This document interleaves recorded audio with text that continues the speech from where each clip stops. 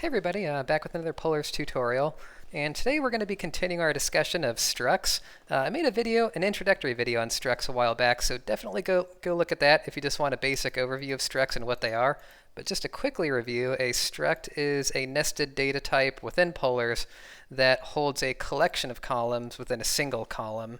So it allows us to store large amounts of data in one place, and there's two different ways in which you can encounter structs in the course of your work. One is if you create them yourself out of multiple columns purposely, and there can be really good reasons to do that.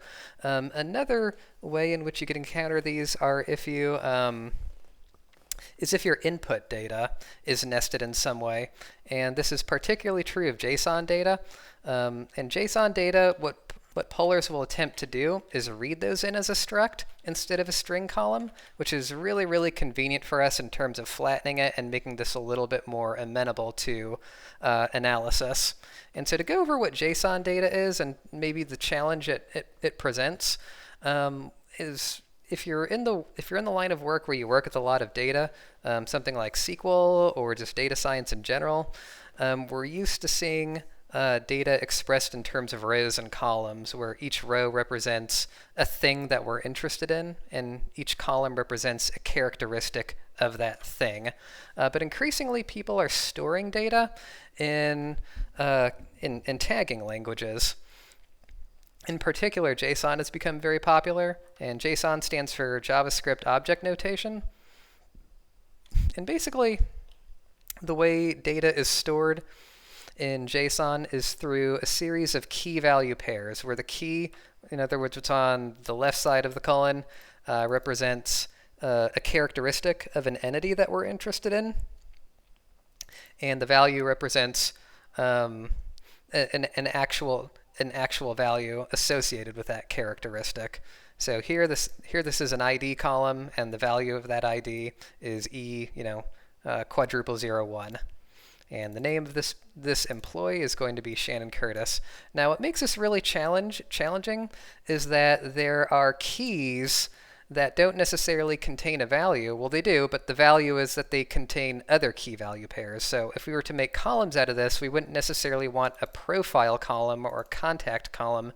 We would want the columns that are nested underneath it. And if we look here, there's quite a few different levels to this data. There's an address level within addresses, there's a location level, there's a geo level within that, and there's a time zone level within that.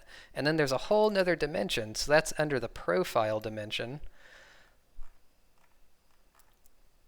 Well, actually, if we unnest profile should have two dimensions. There's a contact dimension, and then a projects dimension, which in itself has a whole bunch of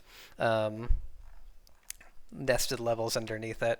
So again, Polars is going to try to read this in as a struct, and Polars has some really, really easy tools you can use to flatten these data. So we'll go over what those are. And so I downloaded all this data from samplejsonformat.com. It's a really good website for just finding some sample data, some mock data to practice with. That's stored in a manner that you would probably see in the real world. So I downloaded a lot of data just to really push myself here and to show us that it can be done.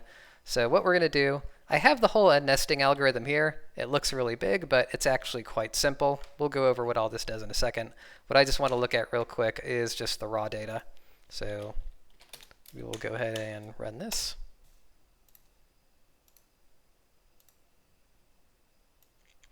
And so here's our data. So it's just one column. It's called data. And the data the way in which all of this was read in was as a struct, and it just has one element in it, which is kind of curious. So we'll just unnest this and take a look at what's in there. Demo. And again, the way you unnest data is you just do the data frame and then .unnest and then the name of the struct that you want to unnest. So we'll just take a look at that real quick.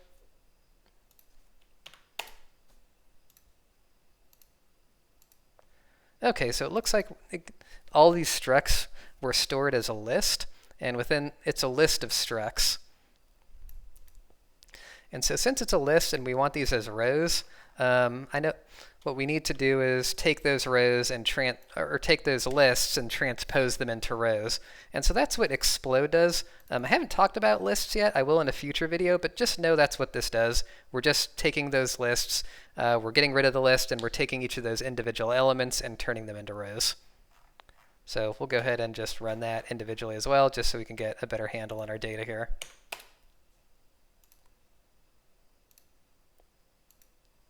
Okay, there we go. So very, very messy, right? So it looks like we have a struct with 3 elements. It's called employees, and if we look up just at our JSON string, we can see what those 3 elements are likely to be. So underneath employees, it's probably going to be ID, name, and then this struct called profile. And profile is probably going to have 2 elements, a contact element and a projects element. So let's just go ahead and unnest one more to get an idea of what those are. So I do know that it's going to be ID and name, and I just rename those into something that's going to be more informative.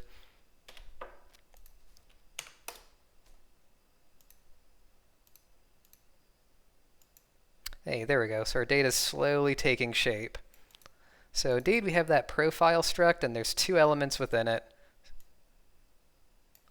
So really, to keep unnesting this data, all you need to do is just, unnest, look for other struct columns that get created, and decide if you want to unnest those structs. Here we absolutely want to unnest this because this is a lot of data to allow to be unnested. Wow, look at all those curly brackets. That's crazy. So on the website I got this from, they actually said there were 10 levels of nesting within this, which is why there's so much of this. So for a while here, I'll just go one at a time so you can take a look at this and just kind of slowly demonstrate the process and to just see that it's not that intimidating. Okay, so indeed we got when we unnested, what did we just unnest? We unnested profile, and within profile there was contact and projects. And project, it looks like it's a list of structs.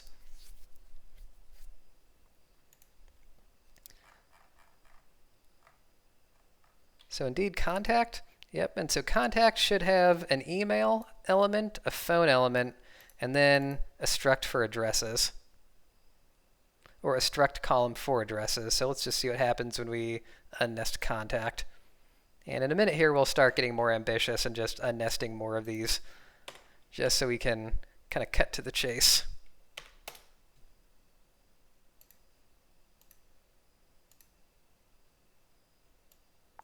Yep, indeed, there's an email column, a phone column, and now we have an address struct. And there's 3 elements in that address struct. It looks like there's an actual address, a city maybe, and then some other geographic information. So let's just go ahead and uncomment the rest of these.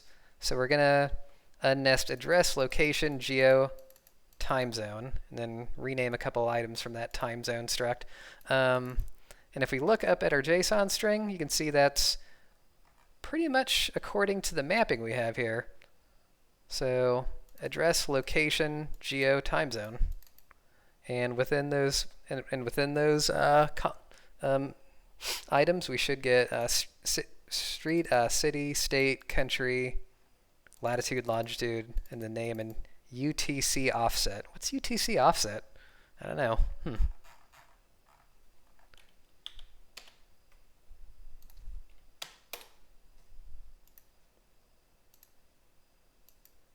Okay, there we go. So as you can see, we just unnested all this, all that messiness with just a couple lines of code. And again, the process there is you just need to unnest one at a time, take a look at the columns that were created, identify if there's any additional struct columns there, and then unnest those structs. And so now we'll go ahead and take a look at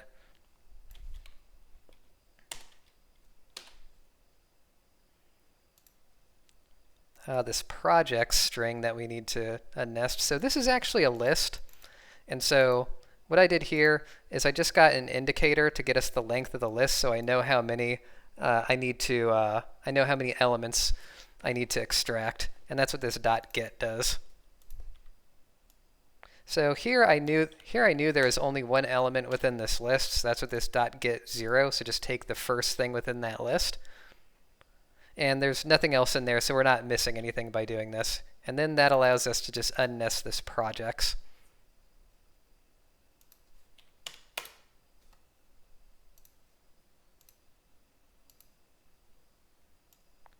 Okay, so there's projects. We have project ID and project name, and then tasks, and that's another list of structs. So really, really messy data. And there's that length variable I created to just get an idea of the number of elements in that list we just saw. And so if we look back up at our JSON string, we see that we're right here in our tasks, or in our task of unnesting all these data. So we need to get everything underneath tasks. And there's a lot of levels to that.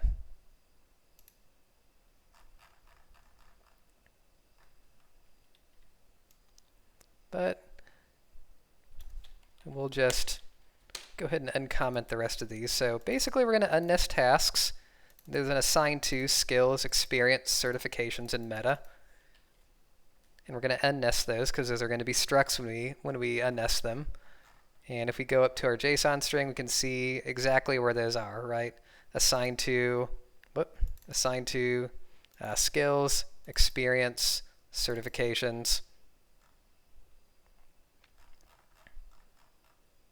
and then meta. Is meta a struct? Meta was a struct, yes. So we'll just go ahead and run this and just see our fully flattened data.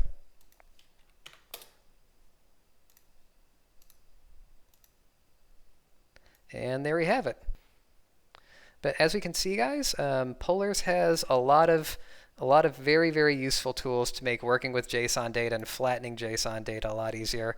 In some other environments, it can be very, very tricky to work with JSON data and to get it into a workable format. It's not the case with Polars. It's very, very easy. So if there's any other questions about JSON data, feel free to write them in the comments, and I'd be happy to address them. And thanks so much for watching, everyone. Have a good evening.